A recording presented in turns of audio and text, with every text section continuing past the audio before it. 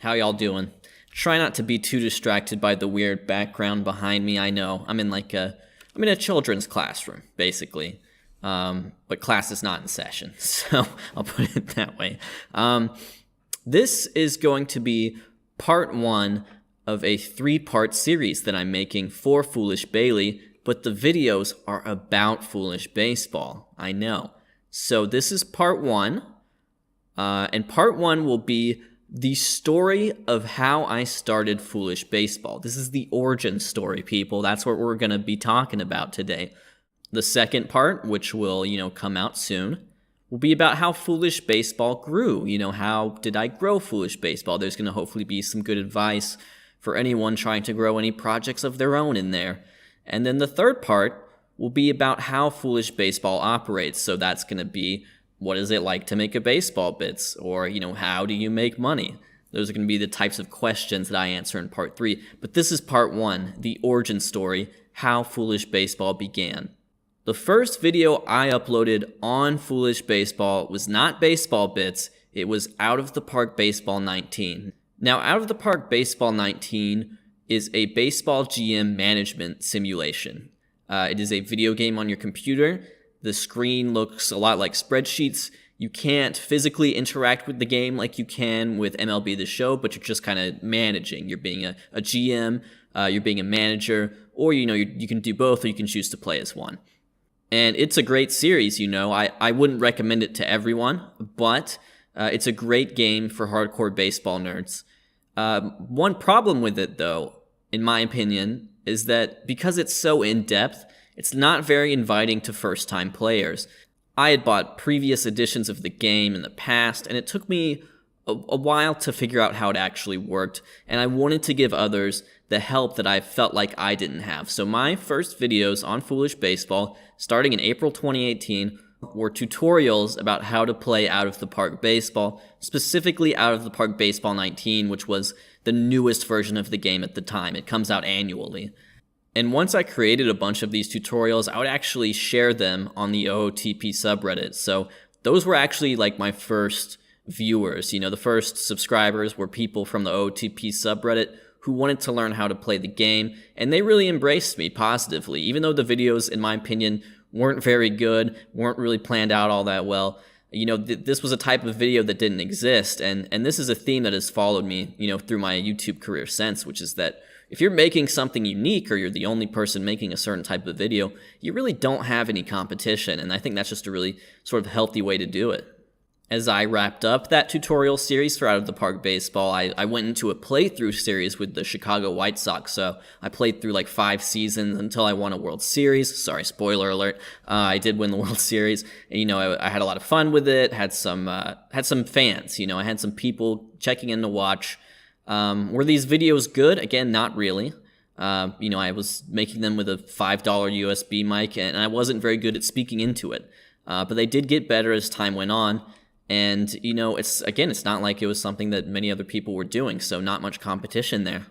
But a big part of this story isn't just, that I started Foolish Baseball to make Out of the Park Baseball videos in April of 2018. It's about where I was physically in the world at the time. When I started Foolish Baseball, I was in Hamburg, Germany, and I was a long way from home, and I was wasting time, specifically my own time.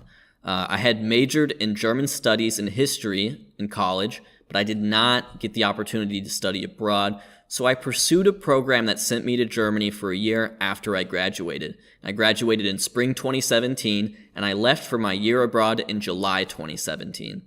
Fast forward to April 2018, and I was exiting a rough patch. I really didn't feel like myself, felt very alienated being in Germany, and looking back, I was probably still dealing with an intense case of SAD, that's seasonal affective disorder.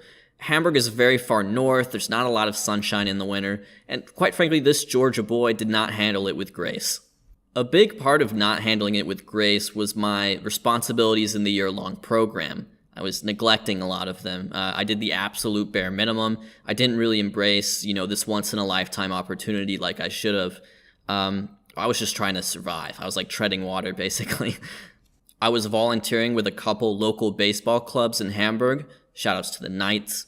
Shoutouts to the Steelers. and I was wasting their time. I was not as helpful as I could have been. I just was in a funk. I don't know, I haven't felt that way since, thankfully. I had this great opportunity and I felt like I was wasting it, but foolish baseball was born out of that. And so, in a weird way, maybe it wasn't such a waste after all. Toward the end of the program year, which was to conclude in July 2018, I had scheduled the remainder of the Chicago White Sox playthrough series. Like, I'd already done it, and then all I had to do was simply upload to YouTube, and I'd scheduled when they would publish. And while that was happening, I was actually kind of gallivanting throughout Central Europe. My program responsibilities were done with. We had 2 weeks free at the end, and I was backpacking through Central Europe, and I was having a grand old time. But of course, when those 2 weeks were up, I was coming home. I was coming home back to the United States with absolutely zero career hopes or aspirations. I didn't know what I wanted to do, and even if I did figure out what I wanted to do, I didn't even really know how I would go about doing that thing. However, I knew at the very least that I was a man who enjoyed baseball, and so at least I had making these videos about baseball as a hobby to keep me busy while I was going through, quite frankly, a growing stage in my life. So when I got back home to Georgia in July 2018, I entered what I'm going to call fail son mode. I was a fail son. Stephen Nesbitt of The Athletic, he described what I was going through as the usual kind of post-college haze when he profiled the channel. I felt like a fail son at the time. The first thing I did when I got home was rest. I didn't really do anything. I was a college grad with a really unique experience abroad, which would look good on a resume, but I was afraid that deep down I had nothing to show for it. Did I send out job applications? No, I didn't want to. I'd already kind of convinced myself I wouldn't be able to get a job. I'd seen what a toll it had taken on my friends the summer before. Like, while I was preparing to go to Germany, so many of them were just shotgunning out applications. They were getting no interviews. And even if they did get interviews, they were for just lousy jobs that they would, hopefully quit in like a year or two so they could actually get a real job. I could have applied for grad school as well, but again, I wasn't quite sure what I was doing. I had long kind of toyed with the idea of getting a master's in information science so I could become a librarian, but I didn't quite have the motivation to do so at the time, and I think that's probably a good thing. You really shouldn't go to grad school unless you have a specific job in mind that needs an advanced degree. If you don't know exactly what you're doing, you should probably avoid it. A lot of people would tell you the same about college, like undergrad. I would agree to some extent. However, it's really more of a money thing. I would say don't plunge yourself into hundreds of thousands of dollars of debt if you don't know what you're doing there. So after a few months of kind of poking and prodding, my parents, very understanding people, were like, all right, Bailey, you got to do something. They were super supportive of me. They weren't going to expect me to, suddenly land a full-time job and move out right away. They just wanted me to do something, and I was doing absolutely nothing. That something was a homeless shelter in my hometown where I began as the weekend manager in October of 2018. And I would stay there as the lone employee, making sure the needs of 16 men were met, and I would help new arrivals get set up. I would enforce the rules. I would solve, interpersonal problems. I would make breakfast and dinner for them. It was a lot of responsibility for a guy who basically sat on a couch for a few months, and I was 23 years old with zero qualifications for this job whatsoever. And the job was great. And it sucked. It was great for the spirit, it was great for me to grow as a person. It was great to just do something. It sucked because what it demanded versus how much I was paid was insane, but that's kind of par for the course in the nonprofit world.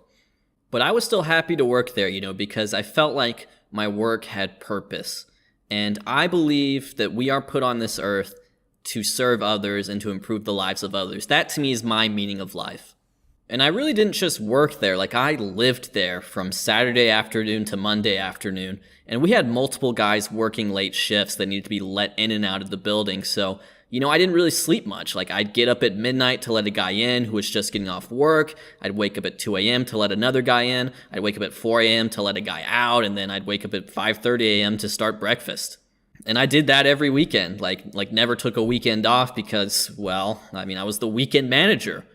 Who else was going to manage on the weekends? It's in the title, So I didn't really have a social life at the time. I was living in my, hometown with my parents, and my weekends were all booked. And even though like I really worked 3 days a week, Saturday, Sunday, Monday, I would take like 2 days after the shift ended just to like recover physically. I was just so exhausted by the job. And I was really getting paid part-time money for what I felt like were the demands of a full-time job. But you know what? I was doing something important, and I also don't think I was that bad at it, despite, like I said, 0 qualifications. What was this video about again? Oh yeah, foolish baseball. So I'd started baseball bits at the time because I felt like I had done enough with out of the park baseball, and I wanted to create a different type of video. But again, like with OOTP, I was creating the type of video that I myself would want to watch. I felt like there was a type of video that didn't exist that I would have liked to have watched, so instead, I simply created it.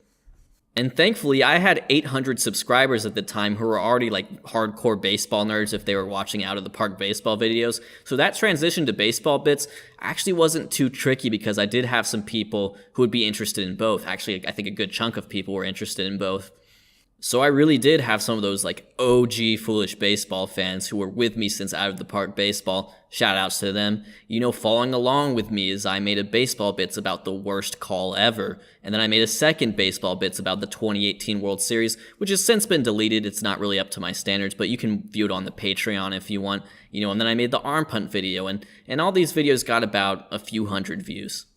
And then came the third episode of Baseball Bits, and this was a topic I'd actually saved. Like, I felt like it was the best topic I could think of at the time, but I wanted to save it until I made at least a couple of these videos so I could really kind of get the format down. And of course, that video was the Justin Verlander impossible inning. And that video was at least partially researched and written in a homeless shelter, and the voiceover recording was done in the back of my Honda Fit in my parents' garage. So, some humble beginnings there. The video was released on a Thursday, December 20th, 2018, and I went into work on Saturday. When I went in, I already knew it was doing well. I had a few thousand views, which was a lot better than anything I had done before that. But over the weekend while I was working, I really watched it grow. I would do my job, I was still doing my job, but I was always keeping my eye on the YouTube analytics. The numbers were becoming astonishing to me. Within about a week, the video had over 100,000 views. The channel had grown from 800 subscribers to 6,000 subscribers in a week. Justin Verlander himself tweeted about it, and the other videos were starting to grow as well. So like that first episode of Baseball Bits with the worst call ever, that was starting to grow. That one has over 1 million views. Arm punt, same thing. Now that's a classic right there. And that was really a watershed moment, and I quit the job at the homeless shelter a couple months later because my YouTube income was starting to rival the paycheck from the homeless shelter. Baseball Bits was working, and I wanted to keep making them regularly rather than once every blue moon when I had the time. So Foolish Baseball had been going on for almost a year before I started to take it seriously, and when the Verlander video confirmed that what I was doing was working, I became focused on growing. So with all that positive momentum, stay tuned for part 2, where I'll talk about how I grew Foolish Baseball.